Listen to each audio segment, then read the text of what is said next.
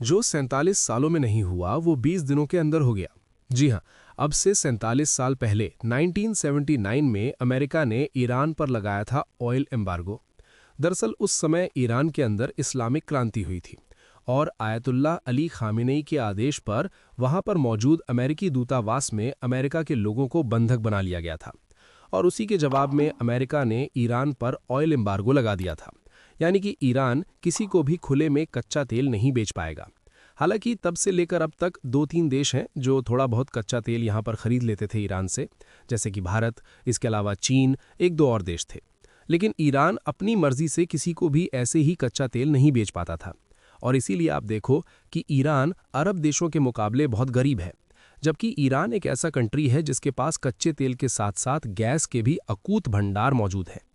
जबकि अरब देश, चाहे Saudi, UAE, Qatar, Kuwait, Bahrain, इन देशों के आप देखो तो या तो इनके पास कच्चा तेल होगा या गैस। जैसे कि कतर के पास गैस ज़्यादा है, सऊदी के पास गैस नहीं है ज़्यादा लेकिन कच्चा तेल ज़्यादा है। लेकिन ईरान के पास दोनों बहुत ज़्यादा है। इसके बावजूद ईरान इनके मुकाबले बहुत ज़्यादा गरीब है, बहुत ही कम उसके पास पैसा है।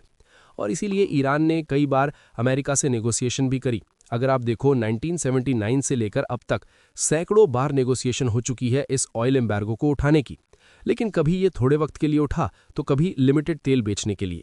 लेकिन पिछले 47 साल से ये ऑयल एम्बार्गो खत्म नहीं हो पाया।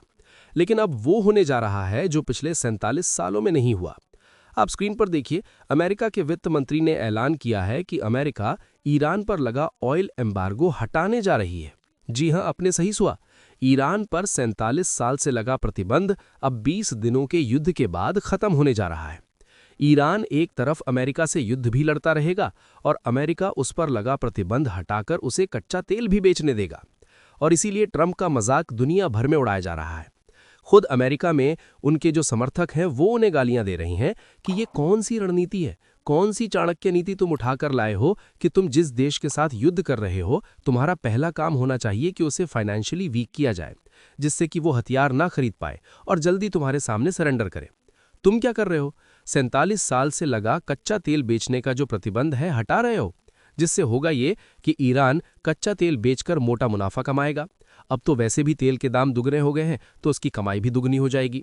और उस पैसे से वो ज़्यादा रूसी हथियार खरीदेगा जो टेक्नोलॉजी के मामले में, एडवांसमेंट के मामले में बहुत ज़्यादा हाई क्लास है, बल्कि अमेरिकी हथियारों को टक्कर देते हैं। जिससे कि होगा ये कि ये युद्ध और लंबा खिंचेगा, ईरान मजबूत होगा और आने वाले समय में वो इसके इस्तेमाल से अमेरिका को और नुकसान पहुंचाएगा। लेकिन आप भी ये सोच रहे होंगे कि ये मूर्खतापूर्ण रणनीति ट्रंप क्यों चल रहे हैं? तो इसके पीछे कारण है कच्चे तेल की कीमतें। दरअसल आपके और मेरे लिए पेट्रोल डीजल के दाम भले ही ना बढ़ रहे हों, लेकिन अमेरिकी जनता के लिए करीबन 25 से लेकर 30% बढ़ चुके हैं। जी हां, अमेरिका में पेट्रोल डीजल के दाम 1/3 से ज़्यादा बढ़ चुके हैं। भारत में इसलिए नहीं बढ़े क्योंकि हमारे यहाँ ऐसा टैक्सेशन सिस्टम है कि जब कच्चे तेल के दाम बढ़ते हैं ना, तो जो बढ़ी हुई कीमत है वो टैक्स में कम हो जाती है। यानी कि एक हद तक जो हमारी सरकार है, हमारी जो ऑयल रिफाइनरीज हैं, वो खुद पर झेलती हैं।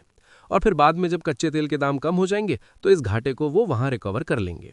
लेकिन अमेरिका में डायरेक्ट कंज्यूमर सिस्टम है, यानी कि मार्केट में रेट कम होगा तो आपको भी कम मिलेगा, मार्केट में ज़्यादा होगा तो आपको भी ज़्यादा देना पड़ेगा। इससे सरकार पर आ रहा है दबाव। बढ़ती कीमत की वजह से उनके समर्थकों की संख्या लगातार कम हो रही है।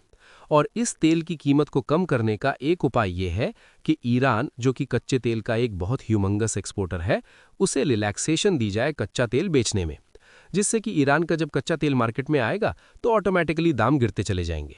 यानी कि अपने वोटर बेस को बचाने के लिए ट्रंप ये घटिया रणनीति चल रहे हैं। क्योंकि आप खुद सोचिए, ऐसे वक्त में जब ईरान युद्ध लड़ रहा है अमेरिका और इजराइल दोनों के खिलाफ, तो उसके पास जब इतना सारा पैसा आएगा तेल बेचकर, तो इसका वो क्या करेगा? ऑब्वियस सी बात है, वो भारी मात्रा में रूसी और चीनी हथियार खरीदेगा, बल्कि जहां से हथियार मिलेंगे वहां से खरीदेगा और उन हथियारों का इस्तेमाल करेगा अमेरिकी फौजियों के खिलाफ।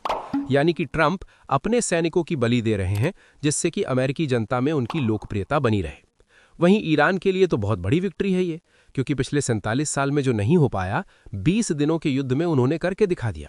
उन्होंने ना सिर्फ ट्रंप को झुकाया, बल्कि अमेरिका की 47 साल पुरानी रणनीति को धूल चटा कर रख दी है।